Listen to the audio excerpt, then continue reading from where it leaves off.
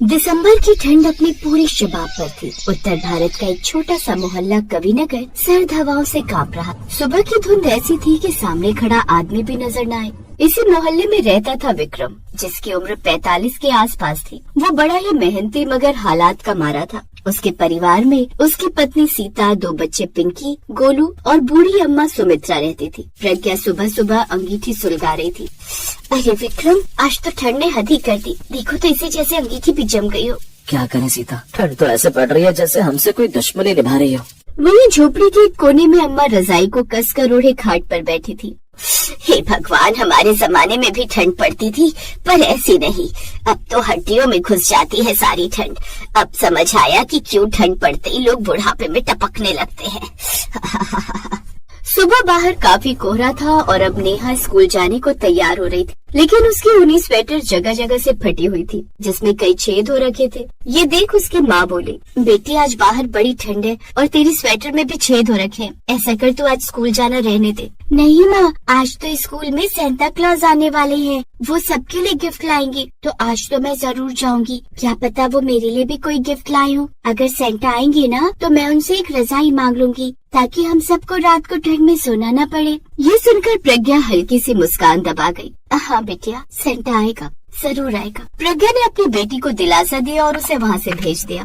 दरअसल उनके घर में बस एक ही पुरानी रजाई थी जो अम्मा के हिस्से थी। बच्चे रात को ठिठुरते रहते, लेकिन उसकी कमाई इतनी नहीं थी कि वो घर में अन्न के अलावा और कुछ ला पाए। ऐसे ही दिन के समय मोहल्ले में शोर मच गया। पड़ोसी शारदा आंटी भागते हुए उनके घर आई। अरे प्रज्ञा, सुना है सर चर्च वाले गरीबों में कंबल बांटेंगे। सच? कब काकी? अरे कल शाम। पर तू तो जानती है सब लोग मुफ्त की चीजों के लिए कितनी भीड़ लगा कर रखते हैं, तो वहाँ भीड़ बहुत होगी। जैसे विक्रम ने काकी की ये बात सुनी तो उसके मन में एक चिंगारी सी जली। काश कि हमें भी एक रजाई मिल जाए तो। उस रोज नेहा स्कूल पहुंची, जहाँ क्रिसमस सेलिब्रेशन था, जहाँ एक आदमी सेंटा बनकर स्कूल में सबको टॉफी बांट रहा था। टॉफी देख सेंटा से मासूम नेहा ने कहा, नहीं सेंटा, मुझे टॉफी नहीं चाहिए, मुझे तो रजाई चाहिए। आप मेरे लिए नई रजाई दे दो ना, मुझे और मेरे परिवार को बड़ी ठंड लगती है। हमारे पास एक ही रजाई है जो पुरानी हो गई है और वो दादी के पास रहती है। वो बूढ़ी है ना, इसलिए। ये सुनकर वो आदमी बना सेंटा टॉफी देकर वहाँ से चला जाता है। मासूम नेहा उदास होकर घर आ जाती है। इधर शाम को गोलू अपने पिता से पूछता है, बाबा सेंटा सच में आता है ना? हाँ बेटा, आता है। ठंड में तो खास आता है, तो वो हमारे लिए भी कुछ लाएगा?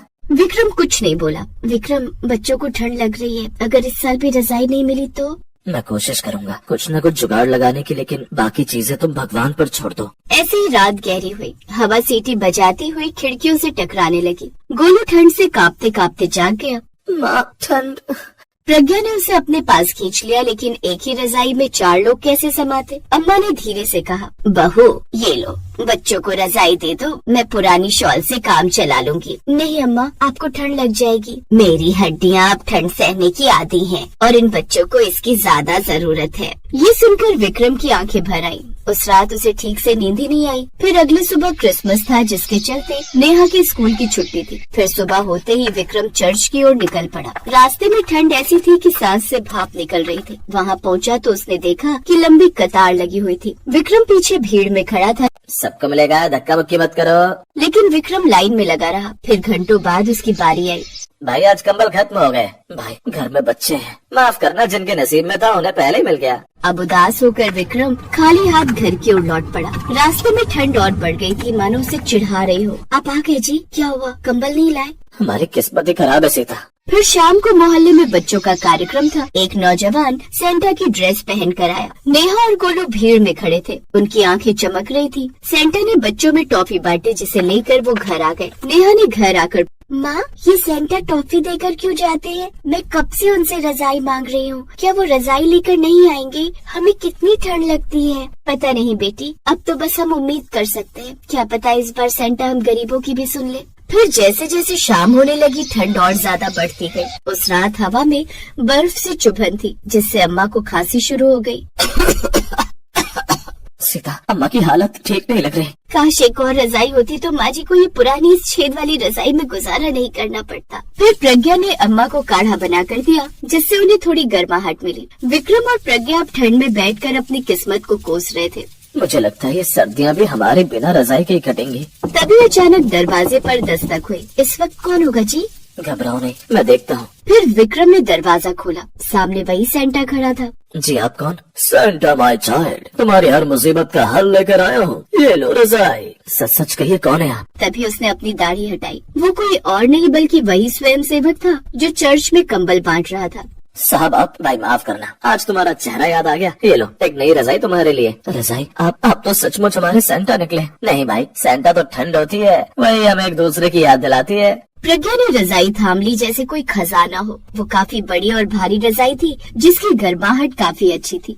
देखो माँ, सेंटा आ गया। मैंने कहा था ना। हाँ मेरे बच्चों, सेंटा ने तुम्हारी सुन ली। बेटा आज समझ आया, ठंड इंसान को सिखा देती है कि दिल गर्म रखना चाहिए। विक्रम चुपचाप बैठा रहा। उसके भीतर सुकून की आग जल उठी थी। सुबह धूप निकली। रजाई में लिपटे बच्चे हंसते हुए उठे। आज ठंड भी मीठी लग रही है। उस मोहल्ले में लोग आज भी कहते हैं कि ठंड ने ही सेंटा को उनके घर भेजा था, क्योंकि कभी कभी ठंड सिर्फ शरीर नहीं दिल भी जमा देती है, और वही ठंड किसी अनजान हाथ से गर्माहट बनकर लौट आती है।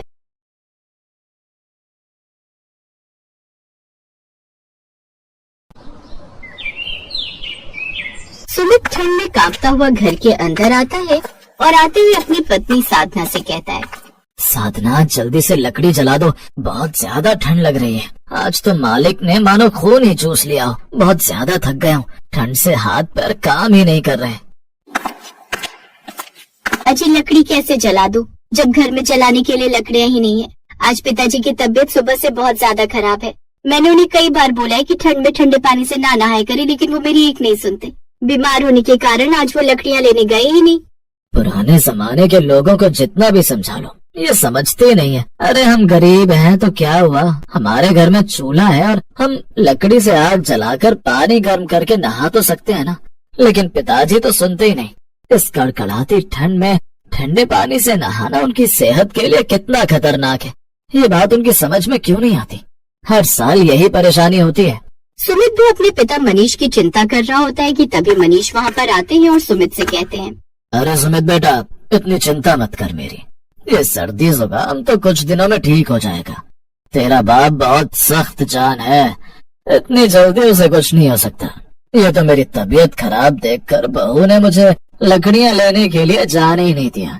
तभी वहाँ पर खांसते हुए राजू आता है और कहता है, माँ वो सब छोड़ो ना, अब तो ठंडी बहुत हो गई है और पिताजी भी आ गए। आप संदूक में से रजाई निकलवा दो ना। जी हाँ, ठंड बहुत ज्यादा हो गई है और चादर से ठंड खत्म नहीं होती है। वैसे भी चादर बिक चुके हैं। हमारे घर में एक ही तो रजाई है, उसे निकाल लेते हैं। कम से कम पूरा परिवार उसे ओढ़कर सो तो पाएगा। अब साधना और सुमित मिलकर उस संदूक को खोलते हैं जिसके अंदर रजाई रखी हुई थी। जैसे ही उन्होंने संदूक को खोला, उसमें से 2-4 चूहे निकलकर इधर उधर भागने लगे। साधना ने जैसे रजाई को हाथों में उठाया, वह माथा पीटते हुए कहने लगी, अरे सत्यानाश हो इन चूहों का। एक ही तो रजाई थी हमारे घर में, वो भी इन्होंने खराब कर दी। अब मेरा गरीब परिवार क्या करेगा? इस फटी हुई रजाई में भला ठंड कैसे रुकेगी? अब रात भर ठिठुरना ही हमारी किस्मत में लिखा है। साधना बहू, अब जो है यही है। ठंड में गरीब परिवार की एक ही रजाई है और इसे ही ओढ़ना पड़ेगा, चाहे जैसी भी हो। साधना ने अपने पूरे परिवार के ऊपर वो रजाई डाल तो दी, लेकिन उस रजाई में से बदबू आ रही थी और वो जगह जगह से फट चुकी थी, जिस वजह से पूरा परिवार रात भर ठंड में ठिठुरता रहा और उसे ओढ़ नहीं पाया। राजू रात भर खांसता रहा और सुमित बेचैनी से करवटें बदलता रहा। तभी अगली सुबह गांव का भीम, जो कि सुमित का दोस्त था, वो भागते हुए आया और कहने लगा, जल्दी चल सुमित, गांव के जो जमींदार है ना, उनके घर बेटा पैदा हुआ है, इसीलिए वो गरीबों को मंदिर के बाहर रजाई कंबल बांट रहे हैं। तू अपने परिवार को भी लेकर चल, तेरा नंबर भी आ जाएगा। हो सकता है तेरे पूरे परिवार को 4 अलग अलग रजाई मिल जाए। अगर ऐसा ना भी हुआ तो पूरे परिवार के हिस्से में एक रजाई तो आ ही जाएगी।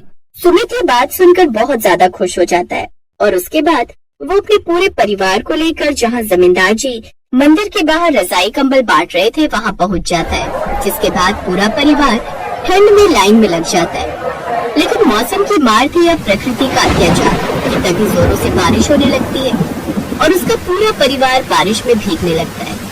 राजू ने कांपते हुए कहा, माँ बहुत ज्यादा ठंड लग रही है। इतनी ठंड तो हमारी उस झोपड़ी में भी नहीं लगती जिसमें जगह जगह छेद हो रहे। माँ कुछ करो ना।